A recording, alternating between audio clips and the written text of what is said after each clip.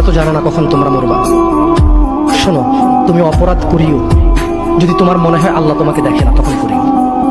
তুমি অপরাধ করিও যদি তোমার মনে হয় আল্লাহ তোমাকে জিজ্ঞেস করবে না, তুমি নিশ্চিত বেঁচে যাবা। তুমি অপরাধ করিও যদি তোমার মনে হয় যে আল্লাহ তোমার জন্য জাহান্নাম নির্ধারণ করবে, আর তুমি আল্লাহকে বলবো আল্লাহ আপনি বললেই হবে না আমি জাহান্নামে যাবো। যদি এই ক্ষমতার অধিকারী হও তাহলে তুমি অপরাধ করিও।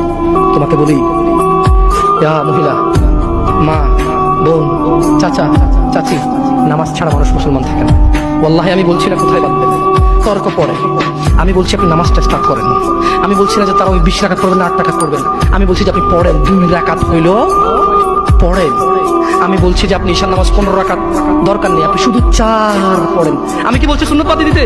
আমি বলছি যে তুমি পড়ছো না, শোনো, ভয় পেও না, ঈশার নামাজ 15 রাকাত তোমার উপরে ফরজ নয়। আমি তোমাকে না করছি না 15 রাকাত পড়তে। আমি বলছি যে তুমি নামাজই পড়ো না, 4 পড়ো। এই 4 রাকাত ঈশা না পড়লে তুমি মুসলিম নও।